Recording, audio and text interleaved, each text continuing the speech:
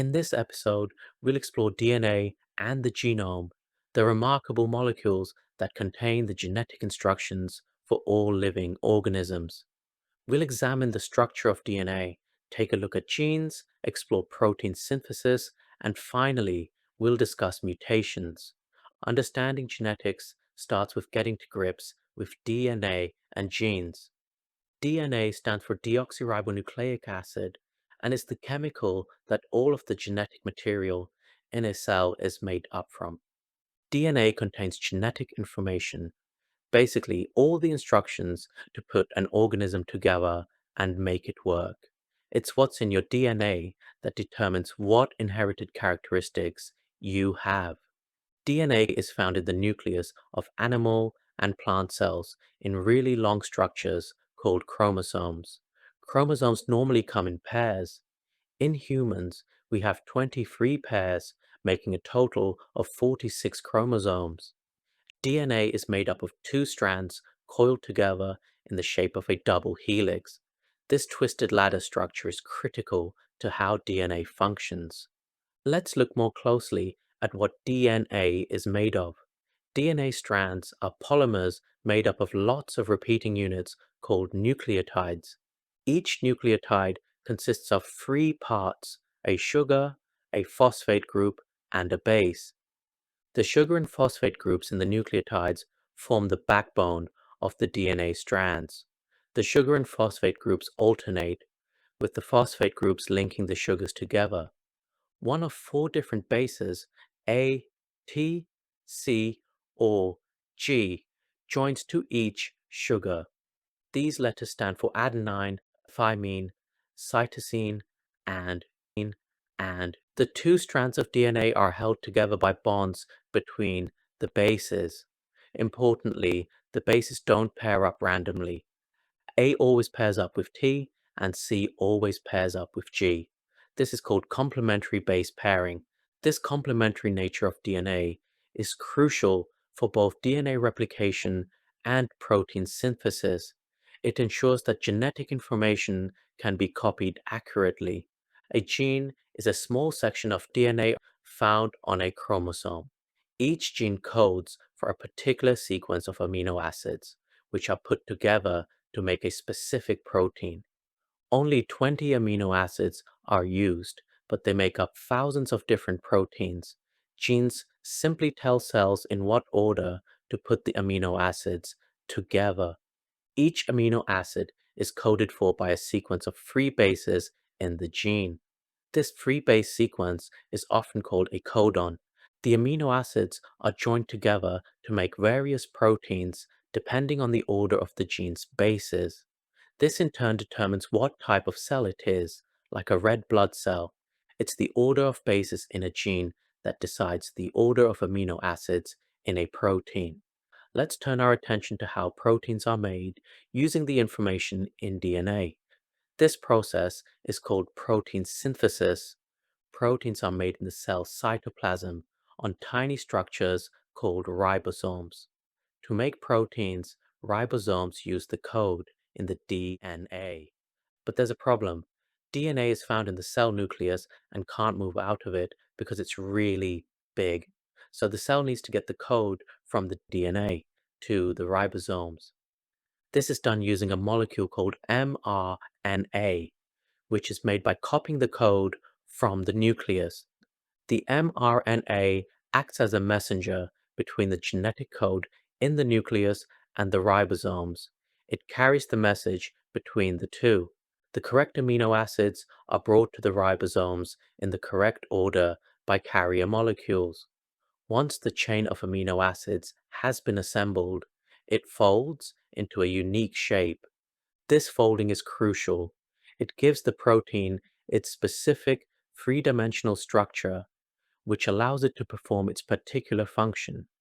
The shape of a protein is directly related to its role in the body. Proteins have many different functions in the body. Let's look at some examples. Enzymes act as biological catalysts to speed up chemical reactions in the body. For instance, digestive enzymes help break down food.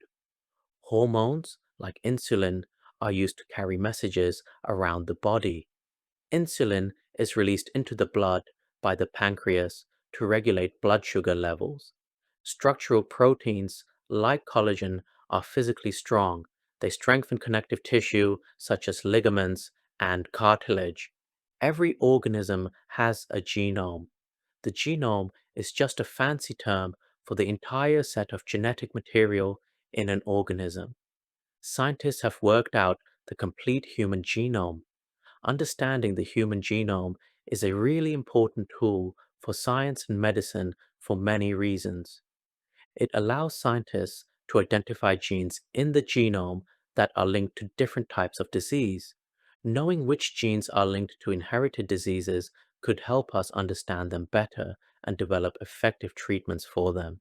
Scientists can also look at genomes to trace the migration of certain populations of people around the world. All modern humans are descended from a common ancestor in Africa, but humans can now be found all over the planet. The human genome is mostly identical in all individuals, but as different populations of people have split off in different directions, they gradually developed small differences in their genomes. By investigating these differences, scientists can work out when new populations split off and what paths they took. Sometimes the sequence of DNA bases can be changed. These changes are called mutations. Mutations are random changes in an organism's DNA, and they can sometimes be inherited. Mutations occur continuously. They can occur spontaneously, such as when a chromosome isn't replicated properly. However, the chance of mutations is increased by exposure to certain substances or some types of radiation. Mutations change the sequence of the DNA bases in a gene, which produces a genetic variant, a different form of the gene. As the sequence of DNA bases codes for the sequence of amino acids in a protein, mutations to a gene can sometimes lead to changes in the protein that it codes for. Most mutations have little or no effect on the protein. Some will change it in such a small way that its function or appearance is unaffected. However, some mutations can seriously affect a protein. Sometimes the mutation will code for an altered protein with a change in its shape. This could affect its ability to perform its function. For example, if the shape of an enzyme's active site is changed, the substrate may no longer be able to fit into it.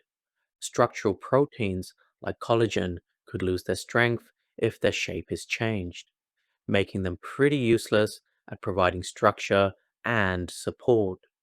If there's a mutation in the non-coding DNA, it can alter how genes are expressed. There are different types of mutations. Insertions are where a new base is inserted into the DNA base sequence where it shouldn't be. You should remember that free bases in a DNA base sequence codes for a particular amino acid. An insertion changes the way the groups of free bases are read, which can change the amino acids that they code for. Insertions can change more than one amino acid, as they have a knock-on effect on the bases further on in the sequence. Deletions are when a random base is deleted from the DNA base sequence. Like insertions, they change the way that the base sequences are read and can have knock-on effects further down the sequence. Substitutions happen when a random base in the DNA base sequence is changed to a different base. A substitution may change the amino acid that is coded for, potentially affecting the protein structure and function. Understanding DNA, genes, the genome, and mutations helps us appreciate the remarkable complexity of life at the molecular level. These tiny structures and processes determine who we are and how our bodies function. They represent the basic code of life itself, instructions passed down through countless generations. In our next episode, we'll explore how these genetic principles apply to genetic inheritance.